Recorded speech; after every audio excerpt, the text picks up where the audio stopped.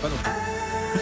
La morale de l'info, Raphaël Antoven. Bonjour Raphaël. Bonjour Thomas. Eh bien madame, les chiffres mentent. Voilà comment Marine Le Pen a répondu à Anne-Claire Coudray et à Gilles Boulot, qui lui faisaient observer sur TF1 lors de l'émission Élysée 2017 que les prix n'avaient pas explosé, contrairement à ce qu'elle dit au moment du passage à l'euro en 2002. Oui, les chiffres mentent. Cette phrase est sublime. On peut imaginer d'ailleurs, elle, présidente, ce que Marine Le Pen dirait des chiffres du chômage ou de la croissance si, comme ceux de l'inflation, ils avaient le tort de n'être pas conformes à son diagnostic. Peut-être même que si d'aventure elle n'obtient pas 50% des voix le 7 mai, elle déclarera que ces chiffres-là aussi sont mensongers.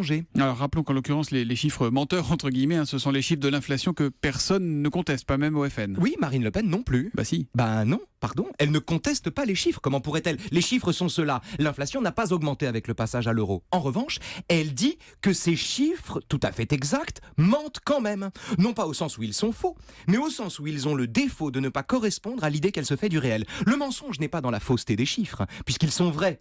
Leur mensonge, c'est leur existence même. Ces chiffres infâmes n'ont pas le droit d'exister puisqu'ils détruisent une argumentation qui repose uniquement sur l'idée fausse que l'inflation a augmenté avec le passage à l'euro. En les déclarant menteurs, Marine Le Pen ne les conteste pas, ces chiffres, elle les répudie. Bon, elle en appelle par ailleurs au témoignage des Français qui, dit-elle, voit bien que les prix ont augmenté. Oui, voilà. Donc, l'éventuel souvenir d'une hausse des prix qui remonterait à 2001 est un indicateur plus fiable que les chiffres eux-mêmes. C'est merveilleux. Autant en appeler au témoignage du corps humain pour en conclure que la Terre est plate.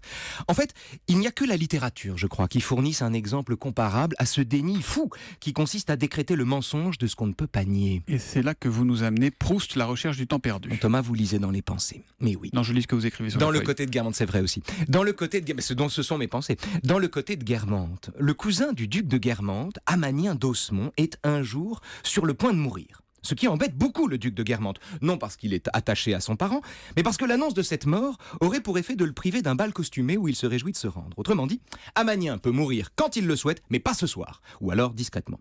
Alors, après avoir séquestré ses propres domestiques pour qu'ils ne s'informent pas, après avoir réussi, comme on passe entre les gouttes, à échapper à toutes les personnes susceptibles de lui annoncer le décès, et tandis qu'il s'apprête à monter dans sa calèche, le duc est interpellé pour son malheur par deux dames qui, telles Gilles Boulot ou Anne-Claire Coudray, lui annoncent que le pauvre Amanien vient de passer.